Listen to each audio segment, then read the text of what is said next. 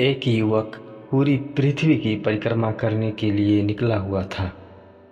उस विस्तृत यात्रा में एक अनजान अपरिचित रास्ते पर एक फकीर से उसका मिलना हुआ।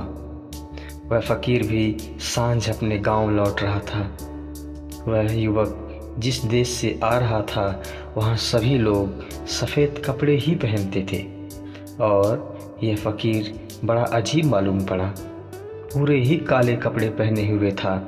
तो उस युवक ने उस फकीर से पूछा, आप एकदम काले कपड़े पहने हुए हैं, हमारे देश में तो लोग सफ़ेद कपड़े पहनते हैं। उस फकीर ने कहा, सफ़ेद कपड़े पहन सकूं ऐसा अभी मेरा मन कहाँ, मन है मेरा काला, इसलिए काले कपड़े पहने हुए हूँ।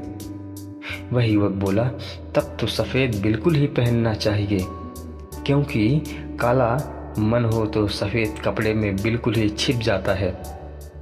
उस फकीर ने कहा, लेकिन मैं दुखी हूँ, मैं वही कपड़े पहनना चाहता हूँ जो मैं हूँ, क्योंकि सफ़ेद कपड़े पहनने से तुम्हें धोखा होगा, क्योंकि मैं वैसा नहीं हूँ। युवक फकीर की बातों से प्रभावित हुआ और कहा कि किस गांव में आप रहते हैं, मैं वहाँ ज़रूर आना चाहूँगा और संभव है अपनी यात्राओं में मैं वहाँ से निकलूँ ताकि आपके दर्शन हो सके।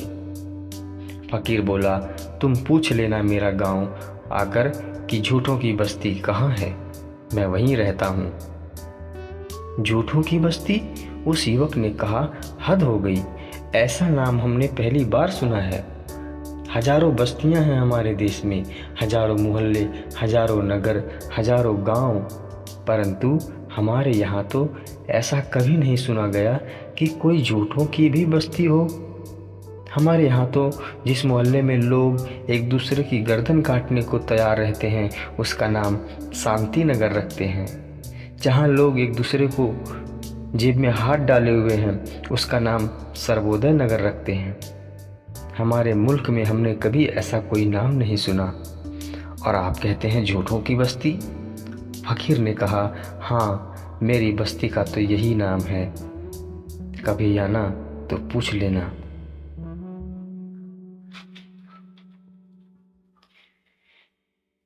कुछ दिनों बाद वह युवक लंबी यात्रा करके उस गांव में पहुंचा। उसने गांव में जाकर बहुत लोगों को पूछा कि झूठों की बस्ती कहाँ है। गांव के लोगों ने कहा, पागल हो गए हो, ऐसे तो सारी दुनिया ही झूठों की बस्ती है, लेकिन कौन नाम रखेगा अपनी बस्ती का कि झूठों की बस्ती। युवक ने कहा, एक फकीर था काला कपड़ा पहने हुए। तो किसी ने कहा, हाँ, ऐसा एक फकीर है इस गांव में, लेकिन वह झूठों की बस्ती में नहीं, वह तो मुर्दों की बस्ती में रहता है, मरघट में रहता है। मालूम होता है तुमसे कोई भूल हुई है। उसने कहा होगा मुर्दों की बस्ती, तुमने सुना होगा झूठों की बस्ती। तुम पूछो मरघट कहाँ है? मरघट पर एक फकीर रहता है इस गांव में जो काले कपड़े पहनता है। खैर, वह युवक खोजता हुआ मरघट पहुंचा और बात सच निकली। उस मरघट पर फकीर की झोपड़ी थी। युवक झोपड़ी के भीतर गया तो उसने देखा कि हड्डियों और कंकालों के ढेर पर वह फकीर बैठा हुआ था।